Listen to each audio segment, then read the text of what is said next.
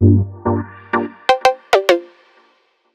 guys, let's take a look at the forms feature. We're going to create a form for the for sale sign that we put on that skyscraper in a previous video. So this will be like a real estate inquiry form. So I'm going to create a new form and we're just call this, I don't know, real estate form. Form description, we don't really need one because we know what it's going to be. The submit button text is the text that will appear on the button at the bottom of the form. So, instead of a generic submit, you could put like, send us your info, and then a confirmation message. We have thanks, someone will contact you soon, right? You optionally can have an email sent to anyone on your team immediately as soon as the form is filled out, and the email will have all the details. So something that is, time sensitive, you can have that email to somebody directly and you don't have to log in and pull reports. So I'll send myself an email and I'm going to save that. And I add a couple new tabs here, Fields and Preview. Fields is the brunt of the form designer. This is where we get to add all our fields. So I'll just do the single line first of all, and I'll say, let's say, this will just be your name. We're going to say you need a response for this. I'm going to add another one, and we'll just say, this could be your contact email. And we can actually copy this one because we're getting another one, and we'll say contact phone number, and we'll save that as well. Now we can also have drop-down selections. You can have dates, multiple choice, etc. So how about, okay, let's do a date just to show you how it works. We'll add a date and we'll say that this is going to be available dates for showing, and it's not required. And then we can do, let's do a multiple response, multiple choice, just so we can see it. So I'll add that, delete that one. How much do you want to spend? Great question. Let's say, how about 10,000? How about 100,000? Or 1 million, or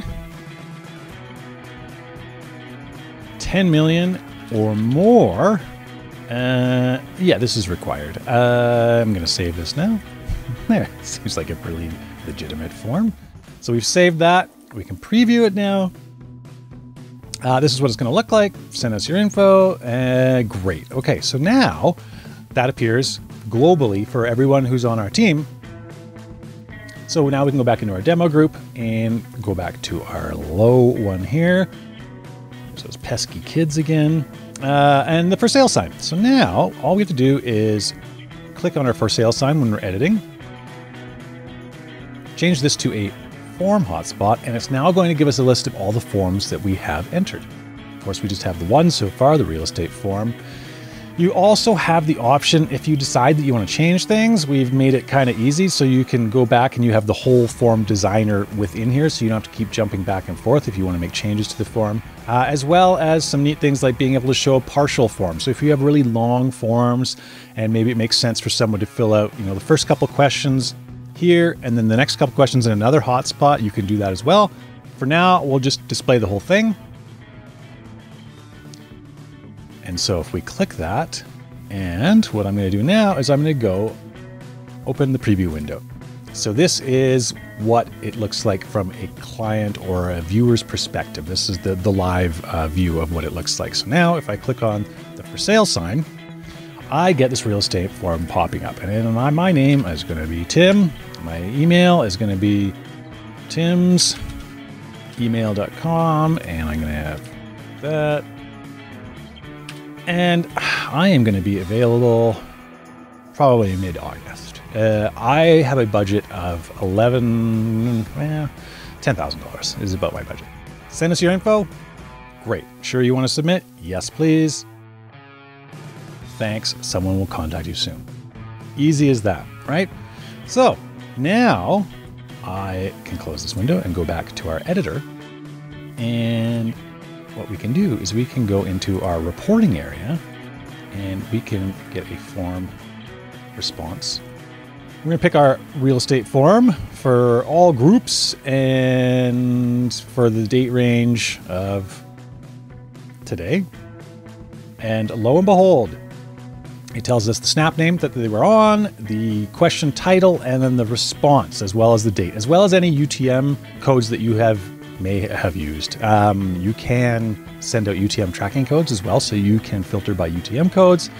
You know, oh, did the people who viewed our summer campaign click this? Was this from a Facebook ad? Was this from a Google ad? Etc., etc. There's all sorts of reporting things, which will be covered in a reporting video.